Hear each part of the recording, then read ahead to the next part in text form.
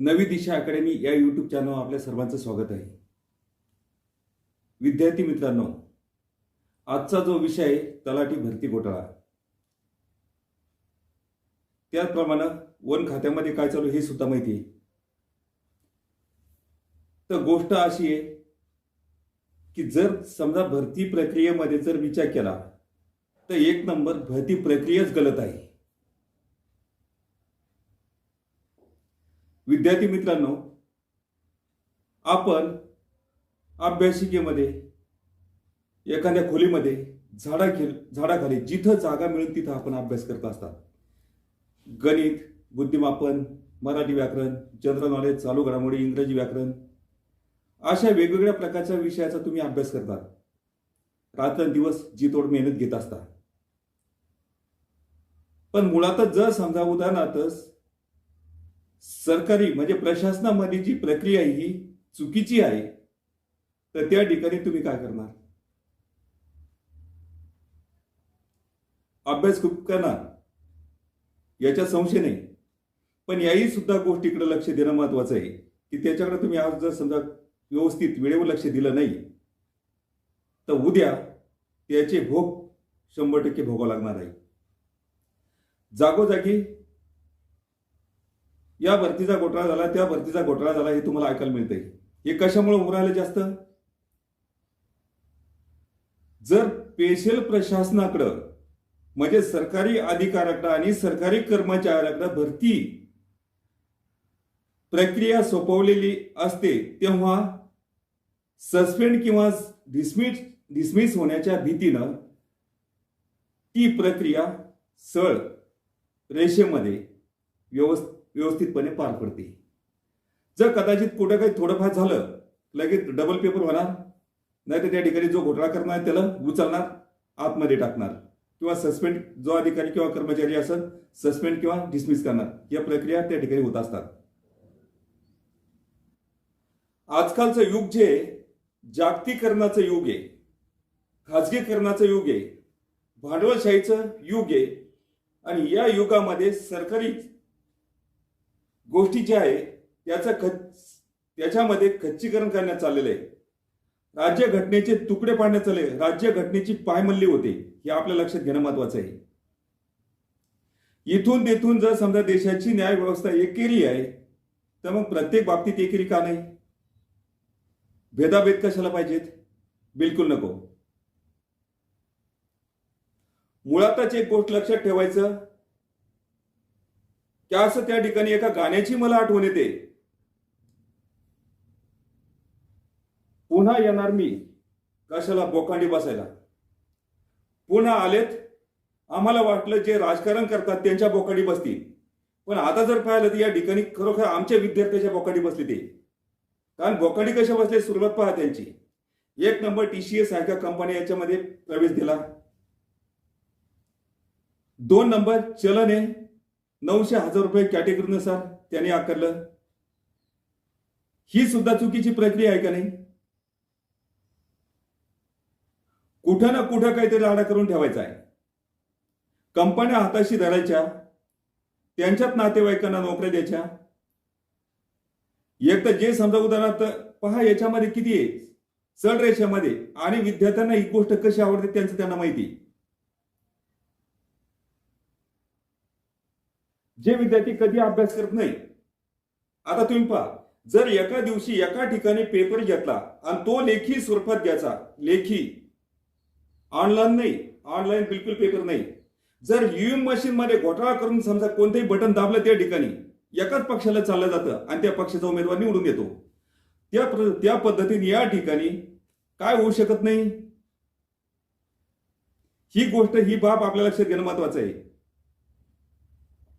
BAMSEPचे अध्यक्ष, भारत मुक्ती मोर्चाचे अध्यक्ष वामन मेश्राम यांनी काय सांगितलं? जोपर्यंत या ठिकाणी ईव्हीएम मशीन त्या ठिकाणी फोडल्या जात नाही तोपर्यंत, बॅलेट पेपरच्या सहाय्याने पेपर त्या ठिकाणी मतदान होत नाही तोपर्यंत निरपेक्षपणे उमेदवार निवडून येऊ शकत नाही.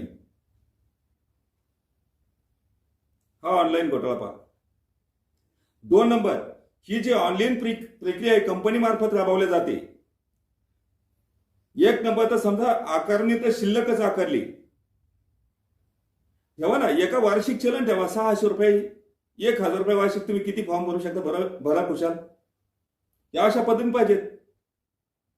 गोरगरिबाचे मुलं असतात, मोठ्या मुश्किल ते तालुका प्लेस, जिल्हा प्लेस, विभागीय ठिकाणी त्या शिकायला जातात, अडचणीतून शिक्षण घेतात आणि त्या ठिकाणी इतकं चलन आकारलं जातं. पूर्वीच्या काळी असं म्हटलं जातंय की ज्या ठिकाणी भांडवलशाही अर्थव्यवस्था असेल तिथं मालक हा कामगाराचं शोषण करतोय भांडवलशाही पद्धतीमध्ये. या इकडं कंपनी आणून घातली इकडं प्रशासनामध्ये आणि त्यांच्या मार्फत परीक्षा होतात, तर भांडवलशाही ही सुद्धा भांडवलशाही नाही का? आणि या भांडवलशाहीच्या याच्यामध्ये त्याच्यानुसार विद्यार्थ्याचं शोषण होत नाही का? आज आम्ही देवाला मानतो, रामाला मानतो, प्रत्येक धर्मामध्ये आपापला देव आहे त्याला मानतो. आपण काय करतो, सगळ्यात मोठी चूक आहे. डॉक्टर बाबासाहेब आंबेडकरांना सांगितलं होतं आरक्षण रद्द करायचं. कोणतं आरक्षण रद्द करायला सांगितलं होतं माहितीये तुम्हाला? नुसता अभ्यास चाललाय आपला. प्रशासनामधलं का राजकारणामधलं आरक्षण रद्द करायला सांगितलं होतं? डॉक्टर बाबासाहेब आंबेडकरांनी सांगितलं होतं की जे राजकारणातलं आरक्षण 10 वर्षानं रद्द करून टाका. पण केलं का? नाही केलं. का?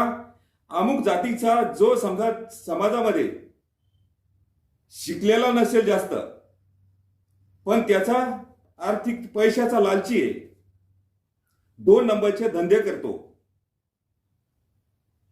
शिक्षणाच्या मायेचा जास्त पत्ता नाही, अशा याला काय करतात आणि जो समाजाला घातक ठरतो आणि समाजाचे लोक त्याला मानतात, तो भूलथापा देऊन समाजावर वचक निर्माण करतो आणि त्या ठिकाणी समाज आपल्याच निवडून द्यायला तर आपल्या समाजातला समजा नेता असेल तर आपल्या समाजासाठी खूप काही करणं असं म्हणतो आपण. पण वर कोण बसलेले सगळ्यात महत्वाचे, आम्ही या ठिकाणी इथून खाली ओबीसी एससी घटक आहे आणि इथून वर कोणाचा मुंडक आहे ते पहा आणि या दिमागानुसार चालतं का नाही? डॉक्टर बाबासाहेब आंबेडकरांनी सांगितलं होतं जर जातीचा माणूस निवडून दिला समजा त्या ठिकाणी, तर त्याला काय असतं माहिती का? ऑफर अशी असते की तुला काय लागतो, गाडी लागतो, बंगला लागतो, पैसा लागतो, बाई लागतं, जे लागत ते घे. त्याला बिंद केलं जातं, त्याचे प्रूफ केलं जातं. तो उद्या काही बोलू शकणार नाही निवडून आल्यानंतर, पण समाजासाठी तो काही करायचं नाही.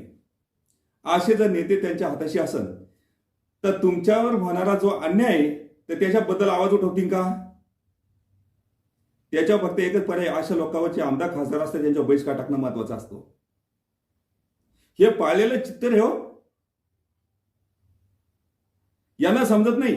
त्यांना माहिती आपण वेगवेगळ्या याच्यामध्ये फसलेलो आहे. ते तुमच्यासाठी काय करणार? माझ्या समाजाचा नेता आहे, घेत बैसुरावर.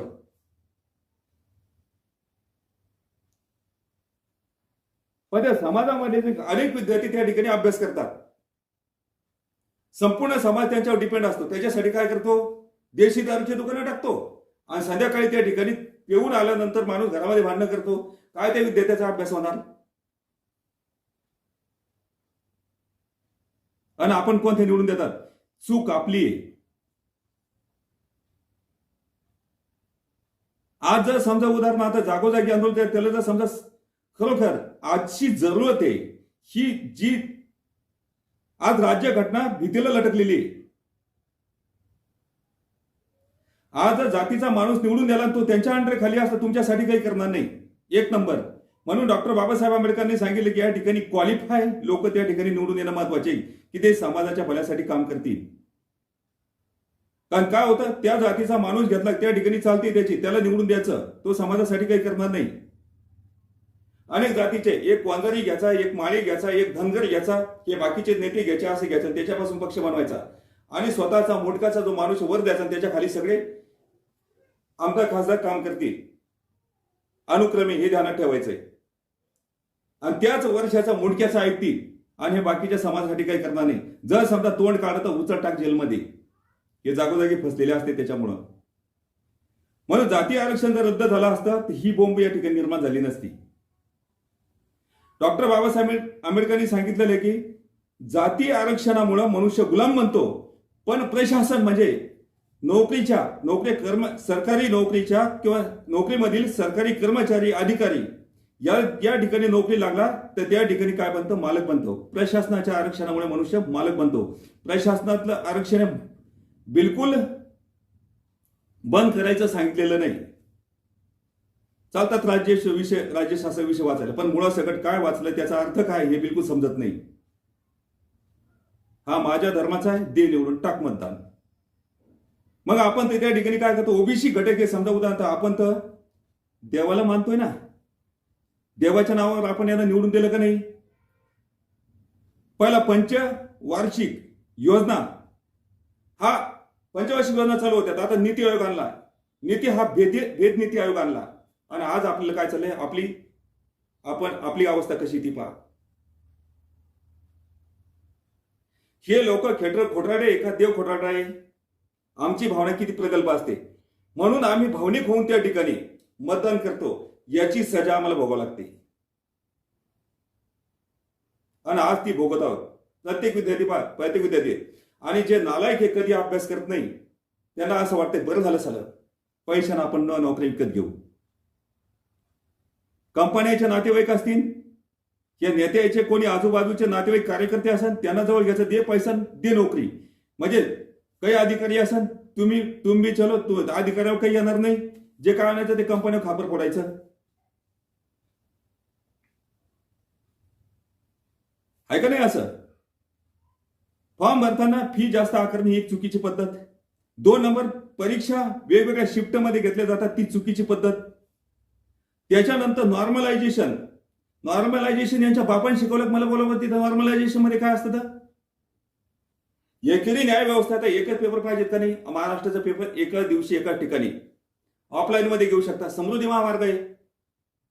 तुम्हाला जर जागा नसेल तर त्या ठिकाणी काय करायचं, पोलीस प्रशासन बोलवायचं, त्या ठिकाणी ड्युटी लावायच्या, सगळे सरकारी कर्मचारी बोलवायचे आणि समृद्धी महामार्ग काही मध्य लेवल, काही कडी, ज्या ठिकाणी समजा सेंटर द्यायचं, बिलकुल 3-4 तास बंद ठेवले चालतात गाड्या. आणि तिथं ऑफलाईन मध्ये एकदा पेपर घ्या. इकडचं काय करायचं, कोल्हापूरवाल्याला तिकडं नागपूर द्यायचं आणि नागपूरवाल्याला तिकडं रत्नागिरी, सांगली किंवा कोल्हापूर द्यायचं. एखादी मुलगी जर समजा उदाहरणार्थ जालना जिल्ह्यातली मुलगी असन आणि तिला जर रत्नागिरी कोल्हापूर सेंटर दिलं, तिथं कसं पोहोचायचं. तुम्ही इथं जवळच्या जिल्ह्यामध्ये देऊ शकत नाही. लोकस्थानी सेंटर काय घोटाळा करणार ती. म्हणजे तुम्हाला काय करायचं, विद्यार्थ्याच्या नावावर पचवायचं, घोटाळे करायचे. हे उघड दिसत नाही का. वेगवेगळ्या शिफ्टमध्ये परीक्षा घ्यायच्या ऑनलाईन. आता शिफ्ट मध्ये काय करायचं, तुम्हाला घोटाळे करायचे, हे उघड त्या ठिकाणी दिसते. काय उचलायचं, उचला मला. तुम्ही जिवंत मारण्याशिवाय त्याच्या पलीकडचं काहीच करू शकत नाही. जे सत्य तेच बोलणार.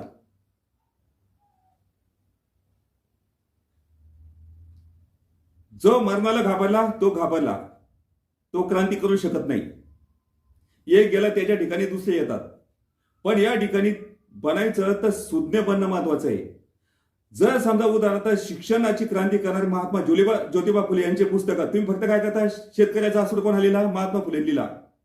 गुलामगिरी पुस्तक कोण लिहिलं, महात्मा फुले लिहिलं. बुद्ध अँड हिज धम्म कोण लिहिला, डॉक्टर बाबासाहेब आंबेडकरने लिहिला. पुस्तकं पाठ करतात जनरल नॉलेज पर्यंत फक्त, नाही का.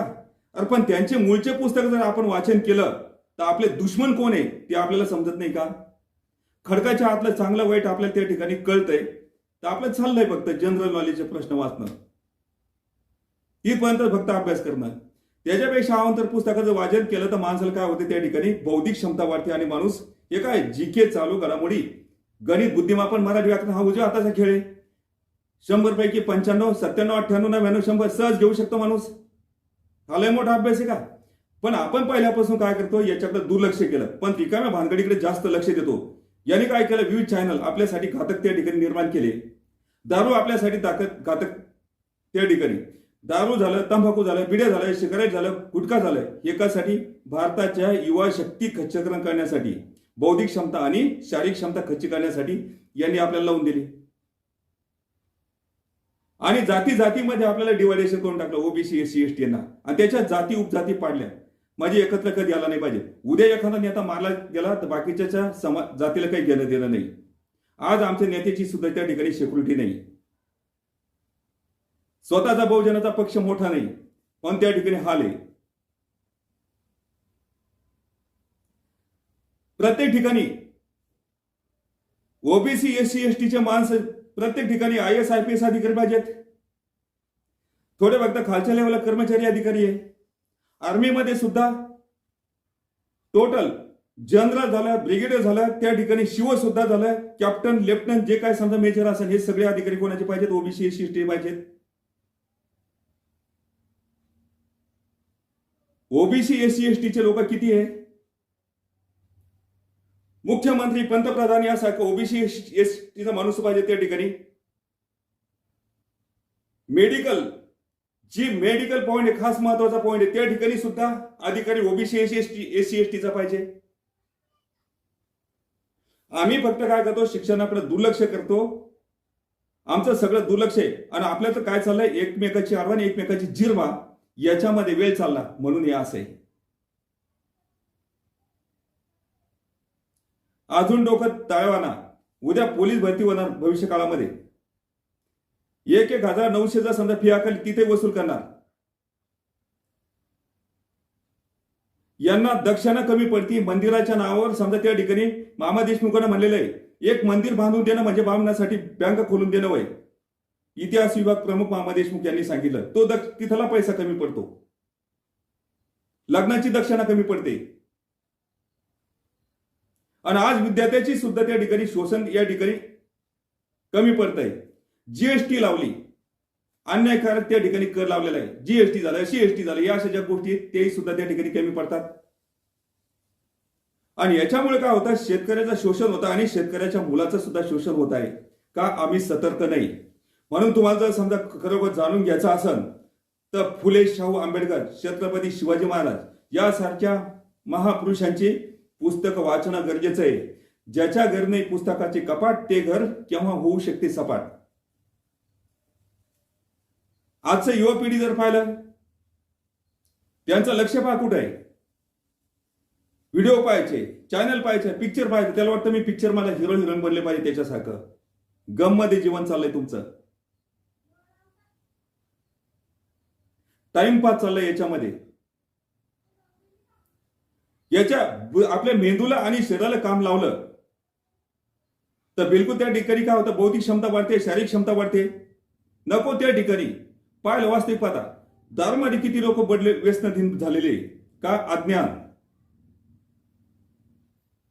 कोणी तंबाखू चोळतंय, कोणी गुटखे खातंय. शिक्षक पहा, तिथं पोलीस पहा, कोणतेही समजा कोणत्याही खात्याचे पहा, त्या कर्मचारी अधिकारी पहा. का बरं असं? नैतिक पातळी जर समजा काही ज्यावेळेस आपल्याला खायला काही नव्हतं, आपण ज्यावेळेस प्रशासनामध्ये गेलो होतो त्यावेळेस हे जर समजा आमच्या महान नेत्याने महापुरुषांनी हे करून ठेवलेलं आहे. खायापुरतं सुखापुरतं आम्हाला सगळं मिळतंय ना. त्याच्यापेक्षा वाढ मिळायची असेल तर एकीची भावना जर सगळ्यामध्ये असेल तर या ठिकाणी मोठ्या गोष्टी चांगल्या पद्धतीने होऊ शकतात. म्हणून आम्हाला या ठिकाणी मोठमोठ्या पदावरच्या जागा सुद्धा हस्तगत करणं महत्वाचे आहे. मग त्या राज्यकारभाराच्या असो का प्रशासनाच्या असो. म्हणून ओबीसी एससी एसटीच्या मुलानं तिथपर्यंत पोहोचणं खूप गरजेचं आहे. एकही चॅनल सारखं जे क्षेत्र आहे, पत्रकारिता जे क्षेत्र आहे, त्या ठिकाणी मेन जागाही सुद्धा तुम्हाला पटकावणं महत्वाचं आहे. सगळ्या गोष्टी हातात घेणं आहे. आणि जर तुमच्या मनामध्ये राष्ट्रभक्तीची भावना असेल तर हे गुण सुद्धा तुमच्या हाती असणं आवश्यक, तुमच्या अंगी असणं आवश्यक आहे. तुम्हाला जर सक्षम व्हायचं असेल, सुरुवात महात्मा फुलेचे टोटल ग्रंथ वाचून काढा. पहिले ग्रंथ गुलामगिरी, 2 नंबर ग्रंथ सार्वजनिक सत्यधर्म आणि 3 नंबर ज्योतिरत्न नाटक. हे पहिले 3 ग्रंथ महात्मा फुलेचे वाचा आणि मग त्यानंतर कमेंट करा खरी हिस्ट्री काय. त्याच्यानंतर तुम्हाला महात्मा फुले कळाल्यानंतर तुम्हाला डॉक्टर बाबासाहेब आंबेडकर हमखास कळणार. आणि डॉक्टर बाबासाहेब आंबेडकर कळाल्यानंतर छत्रपती शिवाजी महाराज हे सर्वांना कळणार. काय चीज येते त्याच्याशिवाय नाही का भेदाभेदीमध्ये वेळ घालू नका, भेदाभेद करू नका. आणि वेगवेगळ्या जातीमध्ये डिव्हायडेशन केले पण मूळचे आपण एकच आहोत. इतिहास साक्षी आहे. प्राचीन भारताचा इतिहास वाचा. एकमेकाची आडवा एक सरकार सांगतं पाणी आडवा पाणी जिरवा आणि आम्ही काय करतो? एकमेकाची आडवा एकमेकाची जिरवा, एकमेकाचे खेकड्यासारखे पाय ओढतो म्हणून आपण खाली, आणि आपल्याला काय केलं, टाकलं सारखं करतात, आपण तिकडे त्याच्या पाठीमागे पळतो. आपल्याला कळलं पाहिजे काय चालू आहे ते, त्याच्याबद्दल आवाज उठवला पाहिजे. संविधानानं आम्हाला अधिकार दिलेला आहे. संविधानामुळे आज आपण बोलू शकतो. अधिकार असे मिळत नाही, छिनून घ्यावा लागतात, ध्यानात ठेवा. आपलं त्या ठिकाणी कसं दाखवावं लागतंय अधिकार. असं नाही भीक मागून अधिकार मिळत नसतात, छिनून घ्यावा लागतात अधिकार. आणि डॉक्टर बाबासाहेब आंबेडकरांनी काय केलं माहिती का, पहिल्यानं एखादं जर समजा सत्ता काबीज करायची असेल तर काय होतं, तलवारी किंवा बंदुकीच्या गोळीच्या जोरावर होती सत्ता काबीज करणं. पण आज मतदानाचा प्रत्येकाला अधिकार दिला. पहिल्या राणीच्या पोटी जर समजा मुलगा जन्माला आला तर तो काय बनायचा, राजा बनायचा. पण आता मतदान ही चीज आहे, पेटीमधून त्या ठिकाणी राजा जन्माला येतो. किती मस्त अधिकार दिला. 2 नंबर, नोकरी मिळवणं जास्त अवघड नाही. फक्त या ठिकाणी एकमेक तलवार याची त्या ठिकाणी जागा पटकायची असे सुद्धा नाही. तर आता काय, तुमच्या पेनाच्या टोकावर तुम्ही त्या ठिकाणी नोकरी मिळू शकता. म्हणून या ठिकाणी जर तुम्हाला खरा हिरो बनायचा असेल, पडद्यावरचे हिरो बनायचे नाही, त्याच्यामध्ये टाइमपास करू नका. ज्याच्या मनगटामध्ये ताकदीचं बळ आहे, मेंदूमध्ये नॉलेजचं बळ आहे, दोन्ही अंमलबजावणीचं कला कौशल्य ज्याच्याकडे आहे तोच खरा हिरो आहे, असं मी त्या ठिकाणी म्हणेल. तर विद्यार्थी मित्रांनो, या ज्या परीक्षा या कंपन्यामार्फत न होता या प्रशासनाच्या अधिकारी आणि कर्मचाऱ्यांमार्फतच व्हायला पाहिजेत. यांचे मनुष्य जर समजा यांना व्यवस्थित घेता येत नाही तर लोकसेवा आयोगात या ठिकाणी एकच परीक्षा झाली पाहिजे. आता वेगवेगळ्या ठिकाणी वेगवेगळ्या जागा काढतात जिल्ह्याच्या, ठीक आहे जिल्ह्याला लागतात ना तेवढ्या काढा, पण जागा काढताना अशा काढायची की ऑल महाराष्ट्र काढा. इतक्या जिल्ह्यासाठी इतक्या जागा आहे ते दाखवा. पहिले त्याच्यामध्ये काय, ओपनच्या जागा दाखवा, कॅटेगरीच्या जागा दाखवा, त्याच्यामध्ये भेदाभेद करू नका. एक खट्टी ऑल महाराष्ट्र एकच परीक्षा घ्या. मग ती ग्रामसेवक असो, तलाठी असो, वन खात्याची असो का पोलीस भरती असो, कोणती परीक्षा असो तर ऑल महाराष्ट्र घ्यायची आणि ज्याची लायकी असेल त्याची निवड करायची. नंतर मग ज्या ज्या ठिकाणी जिल्ह्यात ज्या ज्या जागा जेवढ्या जागा आरक्षित असतील तेवढ्या जागा त्या ठिकाणी ते विद्यार्थी पाठवायचे. सगळं सोपी गोष्ट आहे, कोणाला टेन्शन नाही. पण हे टेन्शन द्यासाठी बसते लोकांनी. आज तुम्हाला सतर्क होणं आवश्यक आहे. आज जर सतर्क नाही झाले, आज तर नोकऱ्या जर समजा तुमच्या छिनल्या गेल्या, व्यवस्थित नाही भरल्या गेल्या, यांना काय करायचं कंपन्यामध्ये. आता मला एक सांगा, ही जी कोणती अग्निवीर ही कल्पना कोणत्या देशाची आहे, इस्रायलची आहे. ही देण त्यांची आहे. आज तुम्ही पॅलेस्टाईन आणि इस्रायल युद्ध चालू आहे. निवड टेक्नॉलॉजी याच्या भरसा जमत नाही, ग्राउंड लेवल सुद्धा त्या ठिकाणी तितका टेक्निकली पॉईंट महत्वाचा असतो. कोंबडीच्या पिल्लासारखे मरतात. आज ती अग्निवीर ही कल्पना आणली. उद्या यांना काय करायचं, अग्निवीर 4 वर्षानंतर कंपनीची या ठिकाणी आर्मी बनवायची. उद्या बाकीचे सिक्युरिटी गार्ड याच्या ढुंगालात मारले जाईल आणि या ठिकाणी अग्निवीर त्या ठिकाणी भरल्या जातील. आणि मला वाटतं त्या पद्धतीत त्यांच्याकडून काम करून घ्यायचं. हेच होणार काही नाही उद्या. ही अग्निवीर सुद्धा कल्पना रद्द होणं महत्वाची आहे. कंत्राटी पद्धत सुद्धा जी असेल ती कल्पना रद्द होणं महत्वाची आहे. डायरेक्ट सरकारी पद्धतीनं त्या ठिकाणी जागा भरणं ह्या खूप महत्वाच्या आहे. तेव्हा त्या ठिकाणी खरी राज्यघटनेची अंमलबजावणी होईल. आम्हाला सांगतात निवडून तुम्ही येता, राज्यघटना कुटीला तुम्ही लटकून देता, मनमाने आपल्या स्वतःच्या बापाचं आहे असं त्या ठिकाणी चालवता, राज्यकारभार करता आणि दोष कोणाला देतात, दुसऱ्याला देतात.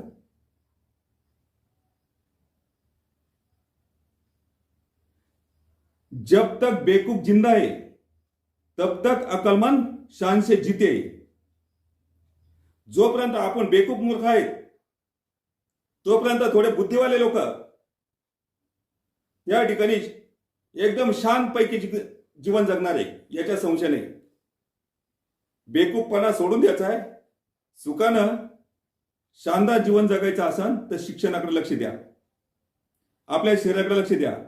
कारण जीवन जगण्यासाठी 1 नंबर शरीर, 2 नंबर शिक्षण आणि 3 नंबर नोकरी आणि पैसा खूप महत्वाचा आहे. ह्या 3 गोष्टी प्रत्येक व्यक्तीला आवश्यक आहे. म्हणून याच्याकडे आपण लक्ष देणं महत्वाचं आहे. जर याच्याकडे दुर्लक्ष केलं तर उद्याचा काळ हा अवघड काळ आहे. विद्यार्थी आज त्यांचा पाय घसरत चाललाय. का? वरील देशात जो प्रोग्राम राबवला जातो ते संस्कार विद्यार्थ्यांवर पडतात आणि त्याचा परिणाम हे असा होतो.